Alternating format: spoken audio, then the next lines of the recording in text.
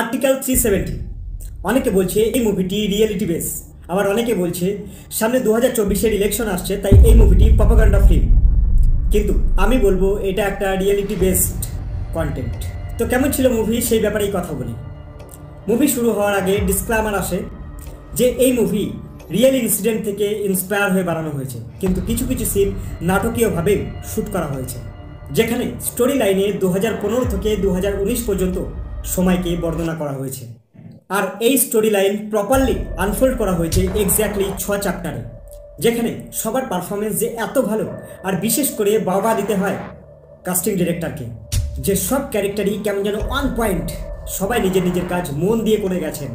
Specially Yami Gautam as Johnny, brilliant performance.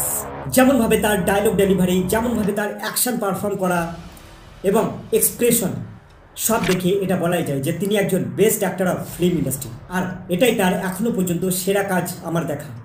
এই movie simple একটা political drama thriller movie, তাই এখানে এই মুভি থেকে ফালতু জোকস, ফালতু নাটক এইসব আশা না করাই ভালো। একটু স্লো বেস্ট অবশ্য, যার ফলে তোমার মনে হতেই পারে যে এই মুভি অনেক লম্বা করে ফেলছে তার রান টাইম।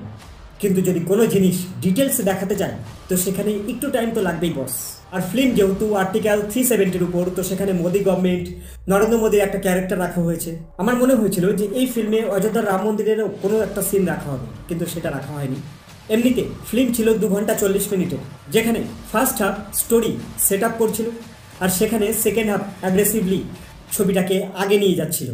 পলিটিক্যাল ড্রামার সাথে সাথে পুলওয়ামা অ্যাটাক, কাশ্মীরে পাথরবাজি আর আতঙ্কবাদীদের গতিবিধি সম্পর্কেও জানান দিচ্ছিল এই ফিল্ম, যেখানে পয়সার বিনিময়ে ছোট ছোট ছেলে মেয়েদের হাতে পাথর তুলে দেওয়া হয়, কিভাবে কনস্টিটিউশনের সাথে ছেড়খানি করা হয়েছে। অ্যাকচুয়ালি আর্টিকেল 370 কোন বুনিয়াদের উপর বেস করে হাঁটানো হয়েছে সেটাকেই ডিটেলসে দেখানো হবে এই মুভিতে। হ্যাঁ, স্টার্টিংয়ের প্রথম 3 মিনিট অজয় দেবগানের একটা ভয়েস ওভার রয়েছে, যেখানে তিনি আর্টিকেল 370-কে ন্যারেট করছে। যদিও এই পার্টিকুলার বিষয়ে অনেক ভিডিও ইউটিউবে অ্যাভেলেবেল রয়েছে, সেটাও তোমরা দেখতে পারো। কিন্তু যারা জানে না বা আর্টিকেল 370 সম্বন্ধে একটা কমপ্লিট ধারণা চায়, তাদের একবার হলেও এই মুভিটি অবশ্যই দেখা উচিত। সব থেকে বড় কথা, এই মুভি তার ট্র্যাকে 2 ঘন্টা 40 মিনিট ধরে একদম পুরো স্ট্রিক্ট ছিল, কোথাও এক ফোঁটাও ডিরেল হয়নি।